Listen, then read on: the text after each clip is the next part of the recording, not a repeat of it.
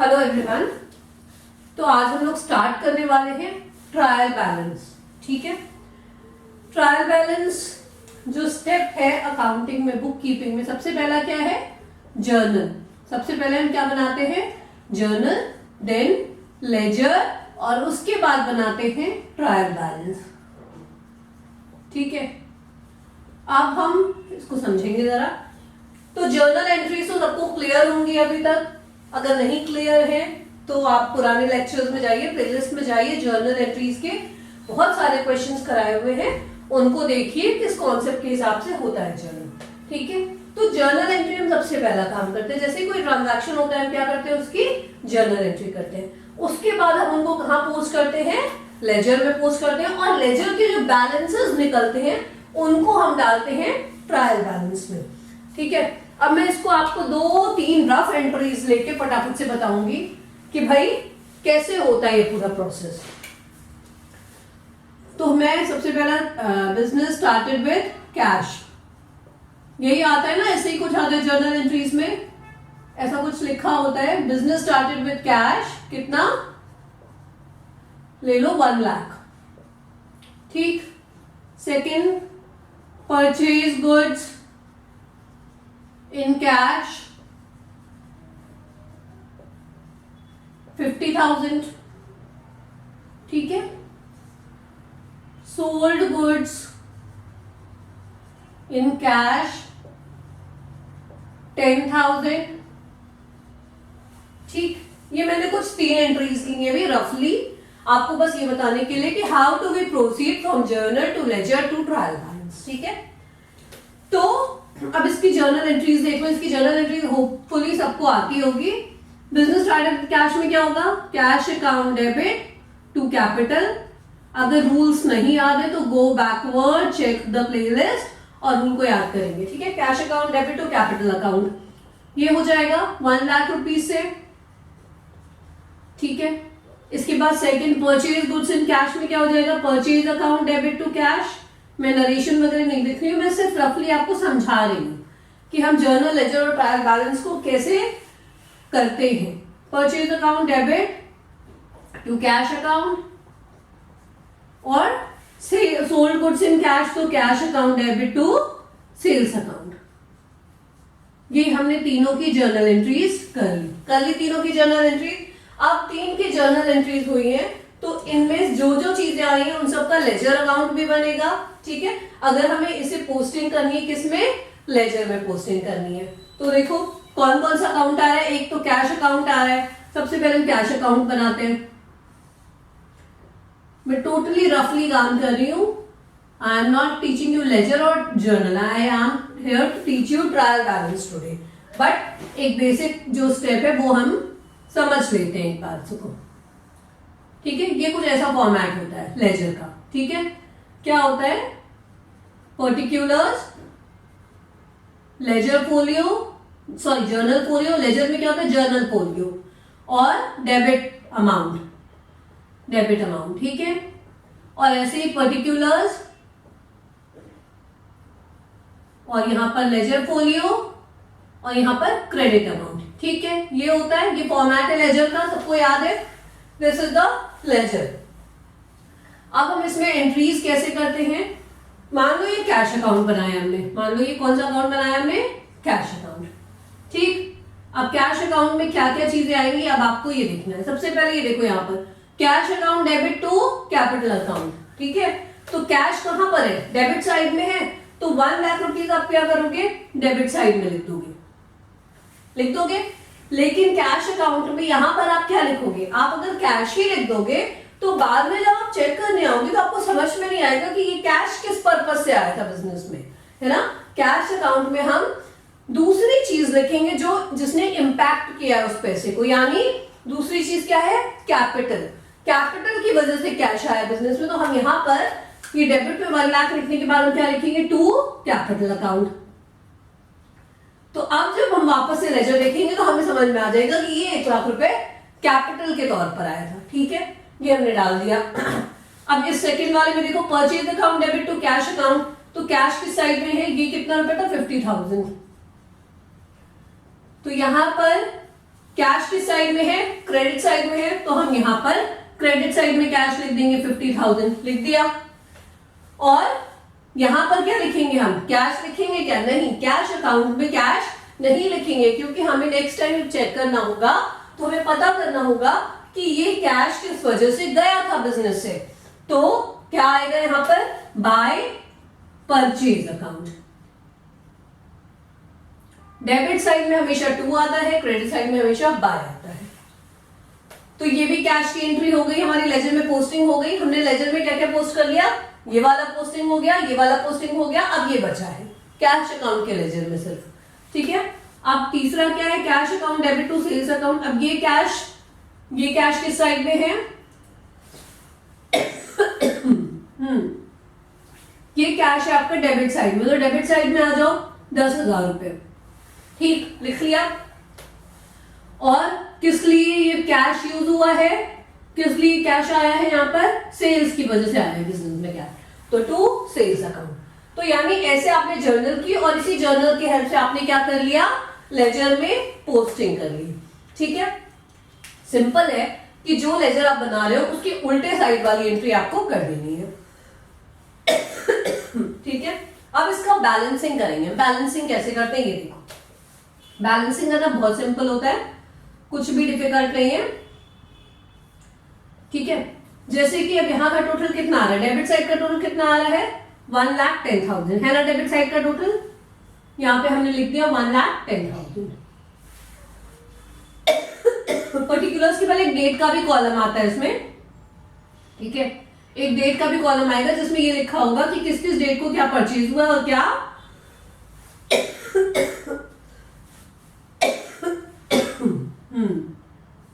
Sales हुआ है। तो दिस इज द टोटल, ये टोटल है हमारा। अब इसमें हमें बैलेंस करना है। डेबिट का टोटल तो है 1,10,000, पर क्रेडिट का टोटल कम है, तो क्रेडिट में जो भी डिफरेंस आ रहा है डेबिट के टोटल में से क्रेडिट के टोटल में, वो हम क्या करेंगे, यहां पर बाय बैलेंस कैरेट डाउन करके यहां पर लिख देंगे, ठीक है। बाय बैलेंस कैरेट डाउन, कितना आया बैलेंस, 1,10,000 माइनस 50,000, कितना आया, 60,000 बैलेंस आया। आई बात समझ में, 60,000 बैलेंस आया। तो यानी इस कैश अकाउंट का जो बैलेंस है वो क्या है, 60,000 है, ठीक है। कैश अकाउंट का जो बैलेंस आएगा आपका, जब आप ट्रायल बैलेंस इसके बाद बनाओगे तो आप कैश अकाउंट पे कितना डालोगे, 60,000। ये बैलेंस को हम यहीं पर एक बार नेक्स्ट मंथ के स्टार्टिंग में टू बैलेंस ब्रॉट डाउन कर लेते हैं, क्योंकि लेजर हम मंथली बेसिस पर बनाते हैं, ठीक है। बस this is the format of the ledger. अब लेजर का जो बैलेंस है आपका, ये कैश अकाउंट का, ये डेबिट बैलेंस है या क्रेडिट बैलेंस है, ये कैसे पता चलेगा, तो जिस साइड का टोटल ज्यादा है, अगर डेबिट का टोटल ज्यादा है तो डेबिट बैलेंस है, अगर क्रेडिट का टोटल ज्यादा है तो क्रेडिट बैलेंस है। तो यहां पर हमारा डेबिट साइड ज्यादा था ना, तो यानी क्या बैलेंस है, डेबिट बैलेंस है। बात समझ आ गई। तो हमने जो कैश अकाउंट बनाया इसका बैलेंस क्या आया, डेबिट बैलेंस आया, और वो कितना आया, 60,000 आया, ठीक है। बैलेंस वही होगा जो टोटल में से कम वाले को माइनस करने पर आएगा। क्लियर हो गया कैश अकाउंट कैसे बना है। ऐसे ही आपका परचेज अकाउंट भी बन जाएगा और ऐसे ही आपका सेल्स अकाउंट भी बन जाएगा। मैं एक बार ऊपर बना के दिखा देती हूँ। हमने एंट्रीज कर रखी है। अब एक परचेज अकाउंट देख लो कैसे बनेगा।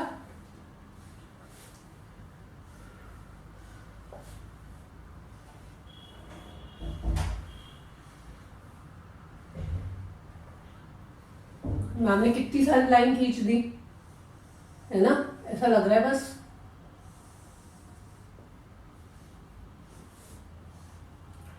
चल डेट, पर्टिकुलर्स, डेट बहुत इंपॉर्टेंट होता है लेजर में।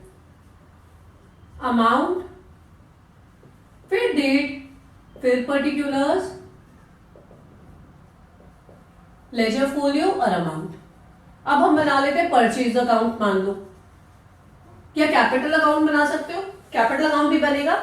जितने भी टर्म्स आए हैं जर्नल में उन सबका अलग अलग ऐसे ही अकाउंट बनता जाएगा, ठीक है। तो हम परचेज अकाउंट बना लेते हैं, फिर कैपिटल भी बन जाएगा।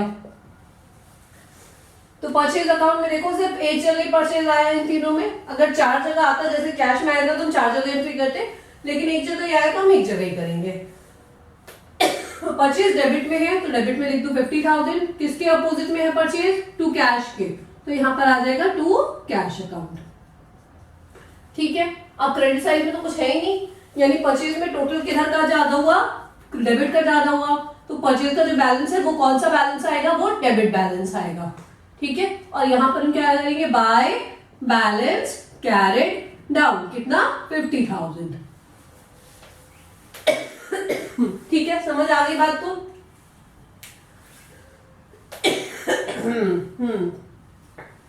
कोविड अभी।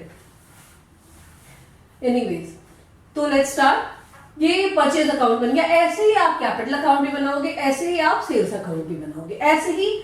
तो अगर आपका जर्नल एक पेज का है, उसमें जितने भी अकाउंट्स आते हैं, मान लो छोटे मोटे एक्सपेंसेस, मिसलेनियस एक्सपेंसेस अकाउंट आ गया, वो सारे अकाउंट आपको लेजर में बनाने होते हैं। और उसके बाद आपको ऐसे ही ये बैलेंस निकालना होता है।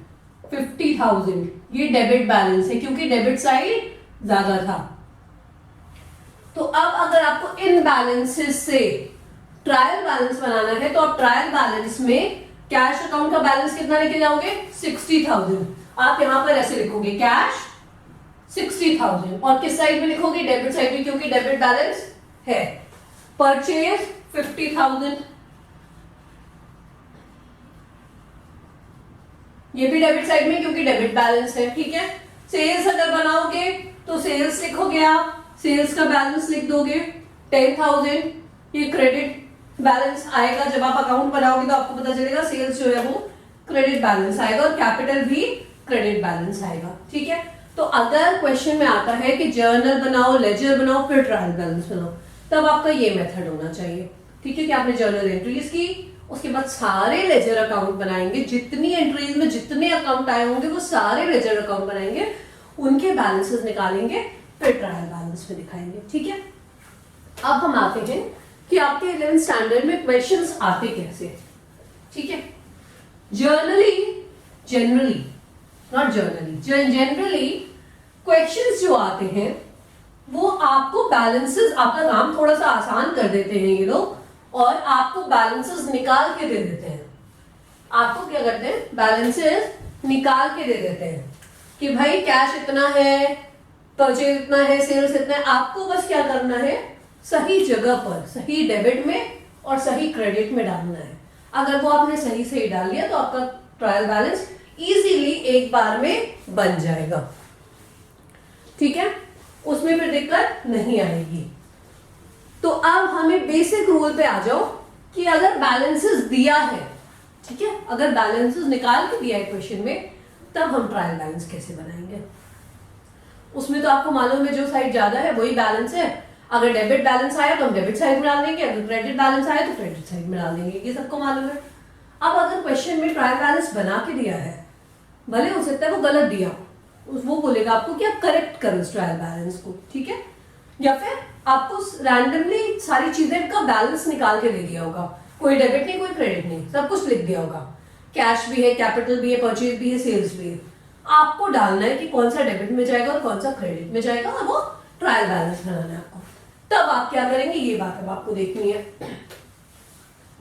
तो एसेट्स क्या क्या होते हैं? कैश, चाहे वो कैश इन हैंड हो, चाहे कैश एट बैंक। उसके अलावा कोई भी बिल्डिंग, मशीनरी, ऐसा कुछ भी। ठीक है, ये सब कुछ क्या होता है? एसेट होता है। इन्वेस्टमेंट, ये सब एसेट होते हैं। डेटर्स एसेट होते हैं।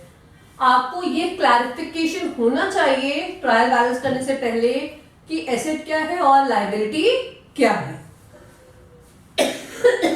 ठीक है, एसेट क्या है और लायबिलिटी क्या है, ये क्लैरिफिकेशन होना चाहिए। तो ये हो गया एसेट। और दूसरा एक्सपेंसेस,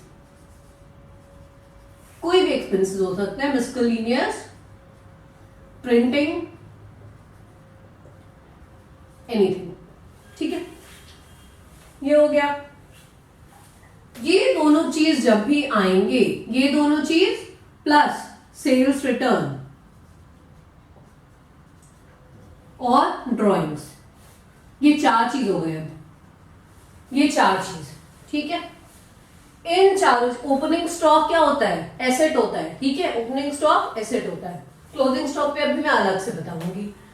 तो ये 4 चीज अगर आएंगे तो आपको क्या करना है? आपको डेबिट करना है। ये चारों चीजों को आपको क्या करना है? डेबिट करना है, ठीक है। ये हमेशा खर्चे कोई भी डेबिट होते हैं। एसेट का बैलेंस हमेशा मैक्सिमम टाइम डेबिट ही आता है, तो डेबिट होता है। सेल्स रिटर्न, आपने सेल्स किया तब तो आपकी इनकम हुई थी, लेकिन वो सेल्स रिटर्न आ गया, ठीक है। जब इनकम हुई थी तब आपने क्रेडिट किया था, अब वो वापस आ गया तो उस इफेक्ट को खत्म करने के लिए आप क्या करते हो? उसे डेबिट कर देते हो। तो सेल्स रिटर्न हमेशा डेबिट होगा, ड्रॉइंग्स डेबिट होगा। क्लियर है? इतनी चीजें डेबिट हो जाएंगी। कोई भी लायबिलिटी हो, लायबिलिटी में क्या क्या आता है? Capital, capital is liability for business, ठीक है। क्रेडिटर्स, कुछ भी आउटस्टैंडिंग, ठीक है। ऐसे करके बहुत सारी लायबिलिटीज की लिस्ट है। बैंक लोन, ये सब लायबिलिटीज है। कोई भी लायबिलिटी हो, कोई भी इनकम हो, कोई भी इनकम हो, ठीक है। और liability, income, then purchase return. Purchase में क्या हुआ? आपने परचेज किया तब तो आपने डेबिट किया था परचेज अकाउंट को। अच्छा, ये पढ़ने से पहले सबको जर्नल एंट्रीज क्लियर होनी चाहिए। अगर आपकी जर्नल एंट्रीज क्लियर अभी तक नहीं है, then don't jump in these chapters. मैं साफ बता रही हूँ, आप पहले अपने जर्नल एंट्रीज की कॉन्सेप्ट क्लियर करो। अगर जर्नल एंट्रीज का कॉन्सेप्ट नहीं क्लियर है, आप आगे कुछ नहीं कर पाओगे, ठीक है। तो जबरदस्ती का जंप करने की जरूरत नहीं है। तो एक एक करके पहले जर्नल को सीखो। उसको बिना सीखे आप पूरे अकाउंट्स पे कुछ नहीं कर पाओगे। आज नहीं, कल नहीं, परसों नहीं, कभी नहीं, ठीक है। तो first learn journal entries properly कि कैसे डेबिट होता है, कैसे क्रेडिट होता है। वो अगर समझ आ गया तो आपको आगे चैप्टर्स के कॉन्सेप्ट क्लियर होंगे। ये चीजें आप क्या होंगी? क्रेडिट होंगी। लायबिलिटी, लायबिलिटी में जो कुछ भी आएगा वो क्रेडिट होगा। इनकम कोई भी हो रही है, कोई भी कहीं से भी पैसा आ रहा है, वो क्रेडिट होगा। परचेज रिटर्न क्रेडिट होगा। आपने परचेज किया था तो पैसा दिया था, तो डेबिट किया था।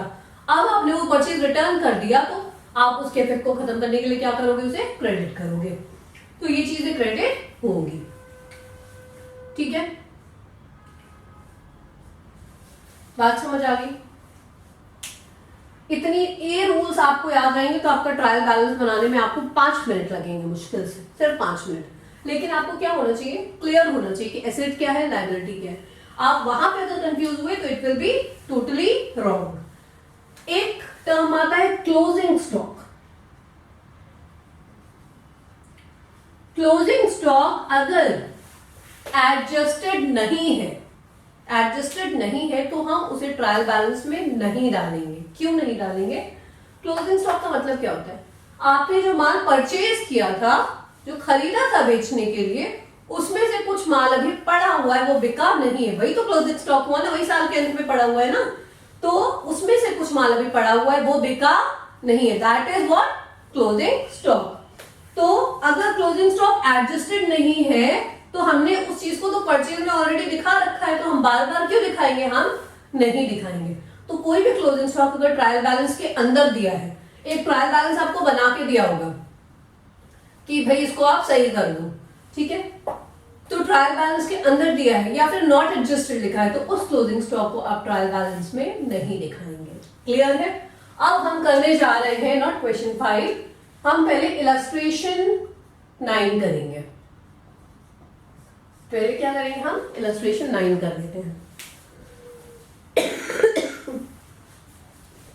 टीएस गरेवाल की बुक है, सबको मालूम है, और बाकी जिनके पास जो बुक हो आप उसको कर सकते हैं। तो इलस्ट्रेशन 9 करते हैं, पेज नंबर 14.19। ओके,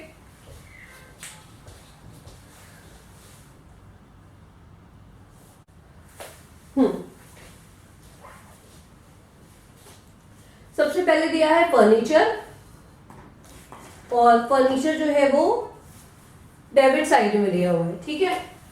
फर्नीचर कौन सा साइड में जाना चाहिए आपके हिसाब से, गलत दिया है या सही दिया है? फर्नीचर एसेट होता है बिजनेस का, और एसेट डेबिट में ही जाएगा। ठीक है, मैंने यहाँ पे भी रूल्स लिखे थे ना, तो एसेट में जाएगा, एसेट डेबिट होता है, इसलिए फर्नीचर बिल्कुल सही है डेबिट साइड में। कैपिटल, कैपिटल कहाँ जाना चाहिए, डेबिट में या क्रेडिट में? Capital is a liability for business. Capital क्या होती है? लायबिलिटी होती है, तो कैपिटल क्रेडिट होगा। ठीक है, 2 लाख। इसके बाद है डेटर्स।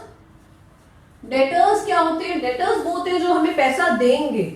डेटर्स वो होते हैं जो हमें पैसा देंगे, तो डेटर्स क्या है? डेबिट होंगे। ठीक है, एसेट हमेशा, डेटर्स इन एसेट, तो एसेट क्या होगा? डेबिट होगा। ओपनिंग स्टॉक, ओपनिंग स्टॉक जाएगा, ओपनिंग स्टॉक में कोई दिक्कत नहीं है, वो क्लोजिंग स्टॉक के लिए था जो मैंने एडजस्टेड वाला रूल बताया था। ठीक है, ओपनिंग स्टॉक भी एसेट है, स्टॉक को हम एसेट ही मानते हैं, तो ओपनिंग स्टॉक भी क्या होगा?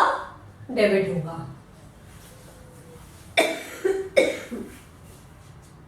Then creditors.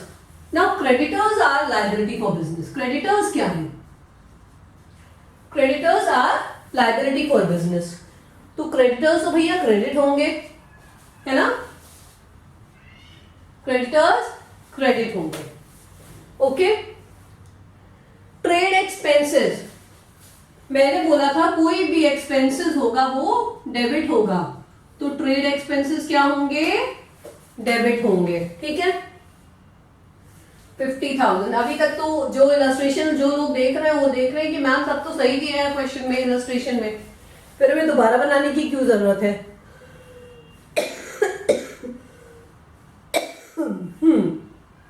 ट्रेड एक्सपेंसेस हो गया। सेल्स,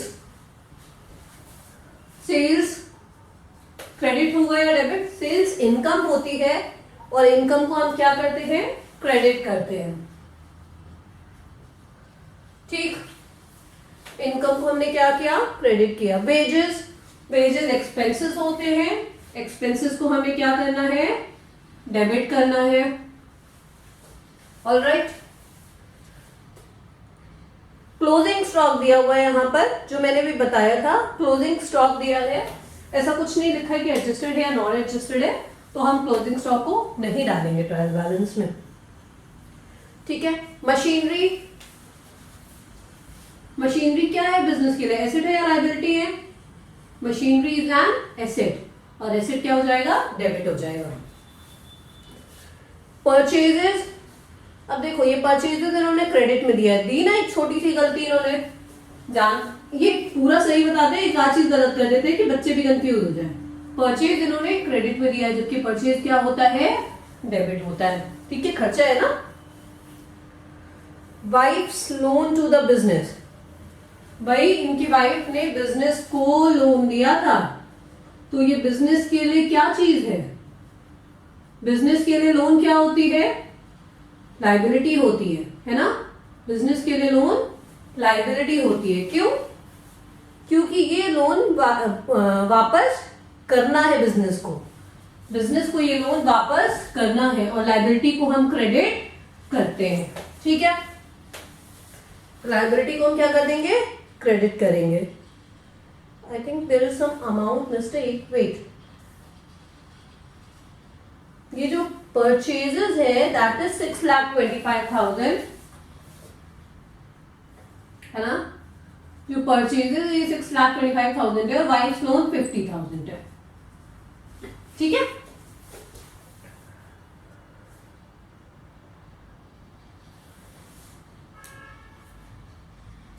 एंड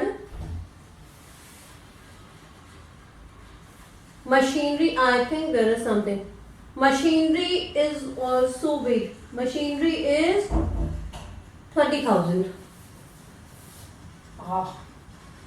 देखो ट्रायल बैलेंस में ये मिस्टेक बहुत ज्यादा होता है, क्योंकि सब कुछ पास पास लिखा होता है, तो हम प्रॉपरली उसे हमें लाइन से मैच करना है कि अमाउंट एग्जैक्टली किसका क्या है। अगर हम नहीं मैच करेंगे तो मुंह पर नीचे जरूर कर देंगे, जैसे भी मैंने किया, in the same manner.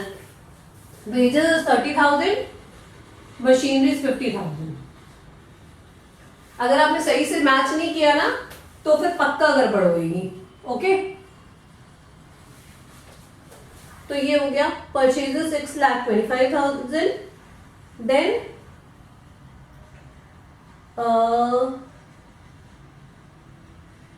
Drawings discount allowed, next is discount allowed and that is 4,000। और डिस्काउंट अलाउड जो है वो यहाँ पर क्रेडिट साइड में दिया है, पर आपने अगर किसी को डिस्काउंट दिया है तो वो आपका एक्सपेंस होगा और आप उसको क्या करोगे, डेबिट साइड में करोगे। ठीक है, आप उसको क्या करोगे, डेबिट साइड में करोगे। Drawings made by the proprietor, proprietor ने ड्रॉइंग्स किए यानी कुछ पर्सनल यूज के लिए पैसे निकाल लिए, ड्रॉइंग्स को हम डेबिट करते हैं। ठीक है, ड्रॉइंग्स को हम क्या करते हैं, डेबिट करते हैं। प्रोप्राइटर ने अपने पर्सनल यूज के लिए पैसे निकाले हैं, वो बाद में उसे चुका देगा, तो हम इसे डेबिट करते हैं। Okay, motor van, motor van क्या है बिजनेस के लिए, एसेट है या लायबिलिटी है, motor van is an asset, है ना, motor van is an asset, और एसेट को हम क्या करेंगे, डेबिट करेंगे 60,000। तो ये अब हमने सही तरीके से ड्राफ्ट कर लिया है। थोड़े बहुत यहाँ पर कंफ्यूजन हुआ था, ऐसा किसी को भी हो सकता है, कभी भी हो सकता है, एग्जाम में तो 100% होता है। ठीक है, तो इस चीज का ध्यान रखना। आपने अगर अमाउंट, और कुछ ऐसा भी होता है कि 30,000 दिया और हमने 3,000 ही लिख लिया, क्योंकि वो एकदम एक साथ फिगर्स दिए होते हैं, तो बहुत कंसंट्रेशन के साथ करना होगा आपको। इसमें कोई बड़ी मिस्टेक नहीं होती, इसमें छोटी मिस्टेक होती है और आपका टाइम निकल जाता है। So make sure. ठीक है, अब इसका हम टोटल करेंगे, तो टोटल कर लीजिए आप लोग फटाफट से। ठीक है, तो टोटल इज 11,88,000, 11,88,000। ठीक है, ये था आपका इलस्ट्रेशन नंबर 9। ट्रायल बैलेंस में आपको ये बात क्लियर होनी चाहिए बस कि आपको क्या चीज कहां डालनी है। अगर ये क्लियर है then there is no point कि आपका ट्रायल बैलेंस गलत हो जाए। और दूसरी चीज की क्या क्लियर होनी चाहिए कि आपने अमाउंट सही डाले हैं, परचेज में ही डाला है, वेज में ही डाला है। अगर इतना क्लियर है तो फिर आपका ट्रायल बैलेंस गलत नहीं होगा। ठीक है, ये इलस्ट्रेशन 9 था। Now we will move to question number 5, where question number 5 इतनी जल्दी क्यों चल पा रहे हैं हम, क्योंकि चैप्टर में ज्यादा कुछ है नहीं, प्रैक्टिस आपको खुद करनी है और हमें बस थोड़ा सा गाइड करना है। ठीक है, तो इसका पेज नंबर है 14.24। ठीक है, हमें बस थोड़ा सा गाइड करना है, बाकी सब कुछ आपको ही करना है। तो हम एक और क्वेश्चन खत्म कर लेते हैं। देखो अब इसमें क्या क्या दिया है, कैश दिया है 2000, कैश किधर जाएगा। अब इसमें डेबिट क्रेडिट कुछ नहीं दिया है, इसमें आपको अपने हिसाब से डालना है। दिस इज क्वेश्चन नंबर 5, कौन सी writer, TS. Grewal. Cash 2000 debit में जाएगा। कैश क्या होता है, एसेट होता है। कैपिटल क्या होती है, कैपिटल है 80,000, कैपिटल क्या होती है, लायबिलिटी होती है, क्रेडिट में जाएगी। ओके, परचेज 85,000, परचेज क्या होता है, परचेज को हम जनरली खर्चा ही मानते हैं, तो परचेज जो है वो डेबिट होता है। पैसे जा रहे हैं ना तो खर्चा ही हो गया ना। सेल्स इनकम है, इनकम को हम क्रेडिट मानेंगे, क्रेडिट करेंगे। ठीक है, क्वेश्चन नंबर 5 चल रहा है, इसमें जीएसटी भी है साथ में, मैं वो भी बताऊंगी अभी। देन परचेज रिटर्न, अभी बताया था मैंने, मैं शॉर्टकट में लिख रही हूं। परचेज रिटर्न, परचेज रिटर्न क्या होगा, परचेज रिटर्न हमेशा क्रेडिट होगा, याद रख लो। परचेज डेबिट और परचेज रिटर्न क्रेडिट। ठीक है, परचेज रिटर्न हमेशा क्रेडिट होगा। और सेल्स रिटर्न, सेल्स रिटर्न हमेशा डेबिट होगा। ठीक है, सेल्स क्रेडिट और सेल्स रिटर्न डेबिट, उल्टा चलता है, purchase debit, purchase return credit, sales credit, sales return debit, ऐसा चलता है। ठीक है, सेल्स रिटर्न हो गया। देन ट्रांसपोर्टेशन, ट्रांसपोर्टेशन क्या है, ट्रांसपोर्टेशन बेसिकली एक्सपेंसेस ही है। ठीक है भाई, ट्रांसपोर्टेशन में आप पैसे दे रहे हो, सो दैट इज एक्सपेंस। कितना है, 1800। उसके बाद डिस्काउंट अलाउड, डिस्काउंट अलाउड अभी बताया था मैंने, खर्चा ही होता है ये, आपको डिस्काउंट देना पड़ रहा है। ठीक है, तो आपके लिए वो खर्चा है 500। खर्चे को सीधे सीधे डेबिट साइड में डालते जाना। प्रिंटिंग 5000, प्रिंटिंग का लाना पड़ रहा है, खर्चा ही है ना 5000, ये सारे खर्चे आप कहां डालोगे? डेबिट साइड में। डेटर्स, डेटर्स क्या होता है बिजनेस के लिए? सन्ड्री डेटर्स, डेटर्स एसेट होते हैं और एसेट को हम क्या करते हैं? एसेट को हम डेबिट करते हैं, है ना, एसेट को हम डेबिट करते हैं। Next is GST, input, CGST, SGST और आईजीएसटी। आप यहां पर जब लिखोगे तो आप ऐसे लिखोगे कि इनपुट, सीजीएसटी, इनपुट, एसजीएसटी और इनपुट आईजीएसटी। ठीक है, पर मैं फिलहाल क्योंकि बिकॉज ऑफ लेस स्पेस मैं यहां पर तीनों को एक में टोटल करके लिख दे रही हूं। मैं क्या करने वाली हूं? तीनों को एक में टोटल करके लिख दे रही हूं बिकॉज ऑफ लेस स्पेस। अब ये याद रखो कि इनपुट जो भी जीएसटी होगी, चाहे वो सीजीएसटी, एसजीएसटी, कोई भी जीएसटी हो, इनपुट जो होगी वो होगा डेबिट। क्यों? क्योंकि इनपुट जीएसटी को हम सेट ऑफ कर सकते हैं और इसलिए हम उसे एसेट मानते हैं। इनपुट जब जीएसटी मैंने पढ़ाई थी तो उसमें बताया भी था कि इनपुट जीएसटी को क्या मानते हैं? एसेट मानते हैं। तो मैंने सारा अमाउंट टोटल करके लिख दिया यहां पर डेबिट साइड में। एसेट क्या होता है? डेबिट होता है। Next is creditors.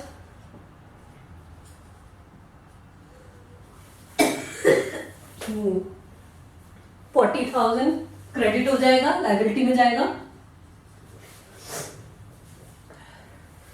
Investment 8,000, investment asset होता है, एसेट डेबिट होता है।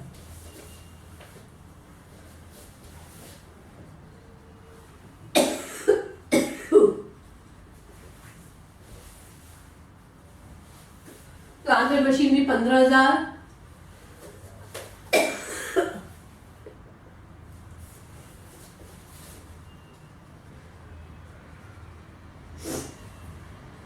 ये सब एसेट है ना, ये सब एसेट है।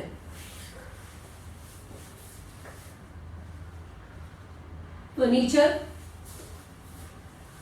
6,000, electricity, electricity is an expense, खर्चा है इलेक्ट्रिसिटी। देखो कितनी सारी चीजें खाली डेबिट में ही जाए जा रही है ना। 700, पोस्टेज, ये भी खर्चा है, ये भी डेबिट होगा। सो पोस्टेज 400, ड्राइंग्स भी डेबिट होगा, अभी बताया था ड्राइंग्स भी क्या होगा? डेबिट होगा। 8,000, अरे बाप रे, सब कुछ डेबिट में जाएगा। सैलरीज 6,000 और ट्रैवलिंग एक्सपेंसेस, ट्रैवलिंग एक्सपेंसेस ये भी खर्चा है। तो ये सारे खर्चे कहां जाएंगे? डेबिट में जाएंगे। ठीक है, 2,000 है ट्रैवलिंग एक्सपेंसेस। ठीक, अब बची है आउटपुट जीएसटी। आउटपुट वही सीजीएसटी, एसजीएसटी और आईजीएसटी।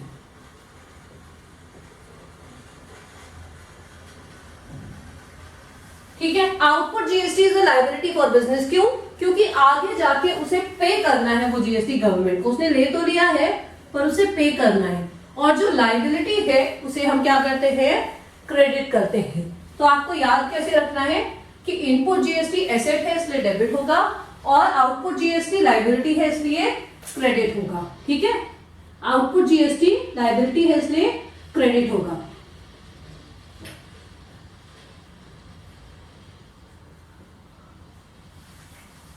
$9,000 ये भी है। ठीक, मैंने सारी चीजें डाल दी है। क्लियर हो गया होगा कि अभी तक कि हमें डालना क्या क्या था और क्या नहीं था, हमें कहां पर क्या डालना है ना। टोटल करो, मैंने कर रखा है। टोटल आएगा 243,400। This was question number 5 with GST trial balance के लिए काफी है।